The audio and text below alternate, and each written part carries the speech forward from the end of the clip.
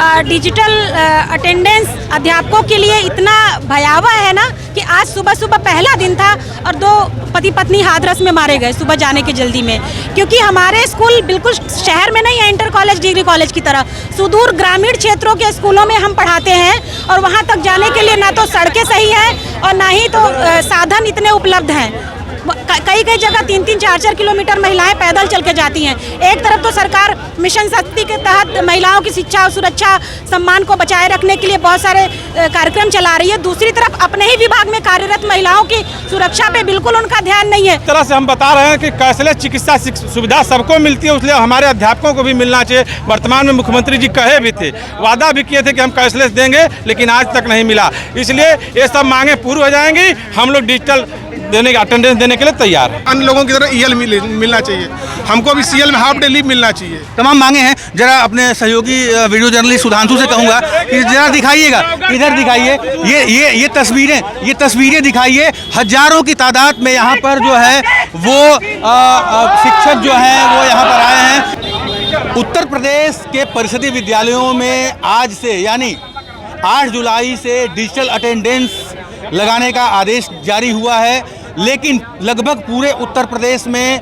परिषदीय विद्यालयों के शिक्षक इसका बहिष्कार कर रहे हैं, विरोध कर रहे हैं। आप देख सकते हैं इस वक्त हमारी मौजूदगी पूर्वी उत्तर प्रदेश के चंदौली में है। चंदौली की ये तस्वीरें हैं जहां विद्यालय बंद होने के बाद यानी 2 बजे के बाद सैकड़ों की तादाद में यहां पर शिक्षक जो हैं वो प्राथमिक विद्यालयों के और मिडिल स्कूल के यहां पर इकट्ठा हुए हैं और ये धरने पर बैठे हैं। हजारों की तादाद में यहाँ पर पूरे जनपद के शिक्षक मौजूद हैं और ये डिजिटाइजेशन का विरोध कर रहे हैं और तमाम इनकी मांगे भी हैं।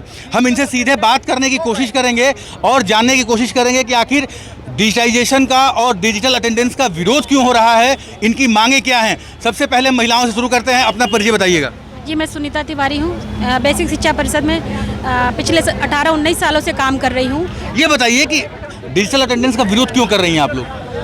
डिजिटल अटेंडेंस अध्यापकों के लिए इतना भयावह है ना कि आज सुबह सुबह पहला दिन था और 2 पति पत्नी हाथरस में मारे गए सुबह जाने की जल्दी में, क्योंकि हमारे स्कूल बिल्कुल शहर में नहीं है, इंटर कॉलेज डिग्री कॉलेज की तरह सुदूर ग्रामीण क्षेत्रों के स्कूलों में हम पढ़ाते हैं और वहाँ तक जाने के लिए ना तो सड़कें सही हैं और ना ही तो साधन इतने उपलब्ध हैं।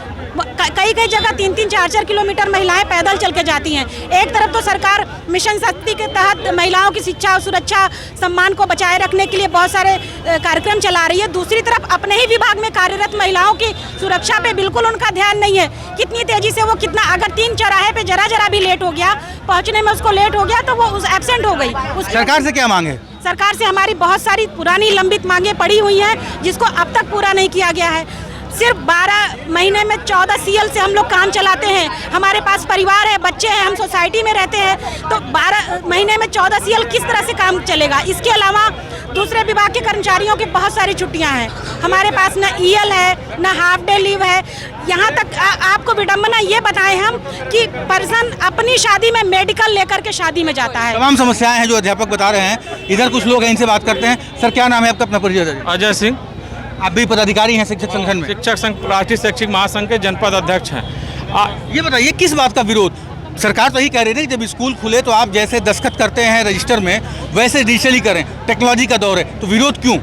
इसलिए कि हमको हमारी विगत लगभग 5 वर्षों से कई मांगे जो आज तक नहीं मांगी गई। हम लोग चाह रहे हैं कि हम 14 सीएल में 12 महीना नहीं बीत पाएगा अध्यापकों का, मात्र 14 सीएल मिलता है, जबकि राज्य कर्मचारियों को 30 सीएल मिलता है, 15 हाफ डे सीएल मिलता है। हमारी मांग है कि हमको अभी 15 हाफ डे सीएल, 30 ईएल और जिस तरह से हम बता रहे हैं कि कैशलेस चिकित्सा सुविधा सबको मिलती है, इसलिए हमारे अध्यापकों को भी मिलना चाहिए। वर्तमान में मुख्यमंत्री जी कहे भी थे, वादा भी किए थे कि हम कैशलेस देंगे, लेकिन आज तक नहीं मिला। इसलिए ये सब मांगे पूरी हो जाएंगी। हम लोग डिजिटल देने अटेंडेंस देने के लिए तैयार है। सर, उसमें क्या नाम है आपका? सर, मेरा नूर अख्तर अली। बताइए अख्तर साहब, विरोध क्यों कर रहे हैं आप लोग? सर, विरोध नहीं हो रहा है। दरअसल महिलाएं हैं सर, दूर से आती हैं। पहले तो ट्रांसफर महिलाओं को 10 किलोमीटर के अंदर कराया जाए, नियुक्ति उनकी 10 किलोमीटर के अंदर कराया जाए, हमें सुविधा पूरी दी जाए। हम लोग अटेंडेंस देने के लिए तैयार हैं सर। अटेंडेंस देने से पीछे हम लोग नहीं है, उसीलिए हम लोग नियुक्त हुए हैं, हम लोग देंगे, लेकिन सुविधाएं दी जाए। क्योंकि अगर अटेंडेंस हो जाएगा और 1 मिनट देर होने पर पूरा वेतन काट दिया जाएगा। यह कहाँ से औचित्य है सर?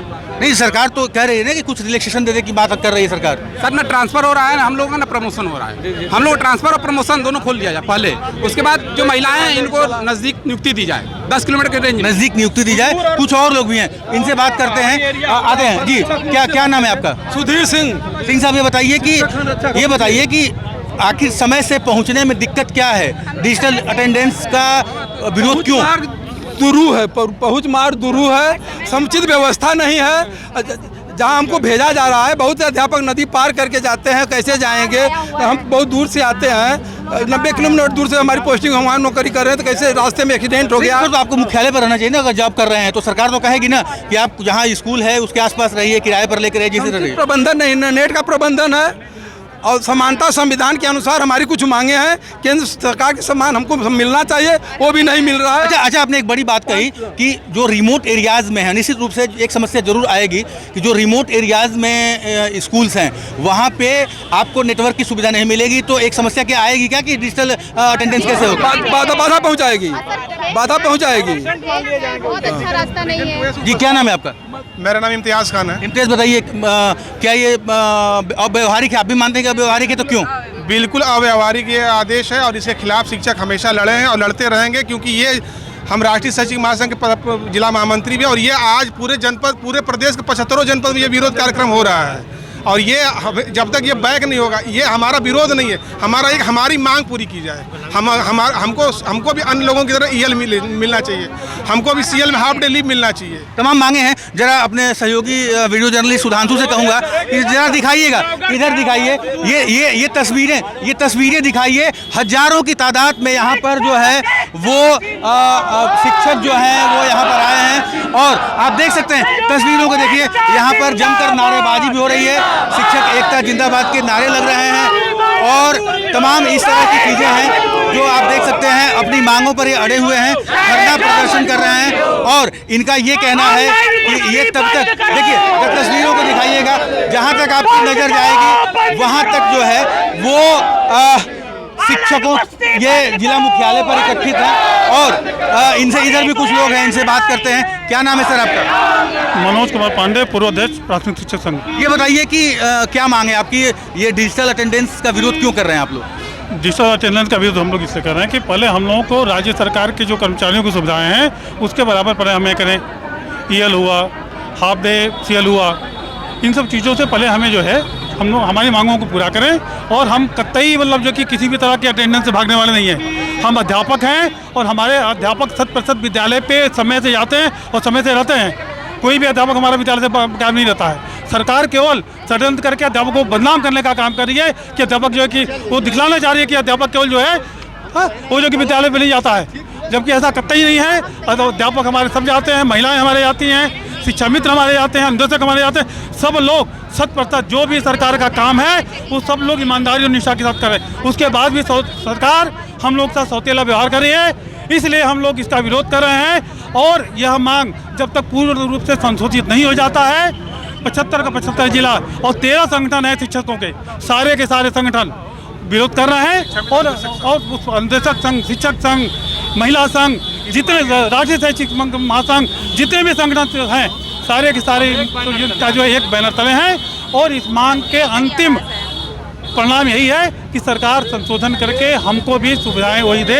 ठीक है, ये सुनीता जी आप तो संयोजक हैं संयुक्त मोर्चा की, अगर सरकार आपकी बात नहीं मानती है तो अगला कदम क्या होगा टीचर्स का?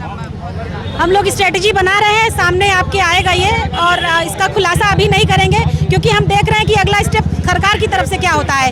एक चीज़ आप जान लीजिए, हमारे अनुदेशक भाई और शिक्षा मित्र भाई हैं, हमारी तरह ही स्कूल पे उतना ही वक्त देते हैं।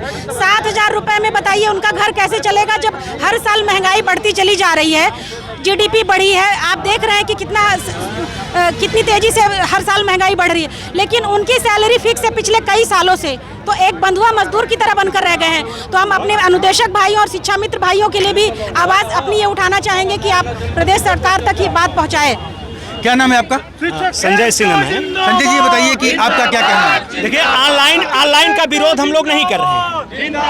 आप ये देखिए इतने दूर रास्ते के बाद भी हमारा शिक्षक हर विद्यालय पे पहुंच रहा है। पिछले वर्ष इसी महीने में हमारे डीजी साहब उसमें तत्कालीन इन्होंने आदेश दिया था कि हर विद्यालय की क्रॉस चेकिंग की जाए और वहाँ पे 1% से कम अध्यापक हमारे अनुपस्थित मिले, बाकी सभी उपस्थित थे। तो पूरे प्रदेश में इस तरह की स्थिति थी। तो शिक्षकों के ऊपर अविश्वास क्यों किया जा रहा है? प्रश्न ये उठता है कि हमको अपमानित क्यों किया जा रहा है? हर पग पे हम लोगों को अपमानित किया जा रहा है। इसी को लेकर के अब हम लोगों का धैर्य जवाब दे दिया गया है और हम लोग इस आंदोलन पे उतारू हो गए हैं। आंदोलन उतारू है। देख सकते हैं किस तरह से घमासान मचा हुआ है और आप देख सकते हैं कि ये तमाम जो है शिक्षक हैं जो विरोध प्रदर्शन कर रहे हैं और इनकी मांग है कि जो डिजिटल अटेंडेंस जो सरकार ने लागू किया है ये उसे तब मानेंगे जब इनकी जो पहले की तमाम मांगे हैं वो सरकार पूरी कर पाएगी। उदय गुप्ता, चंदौली, यूपी तक।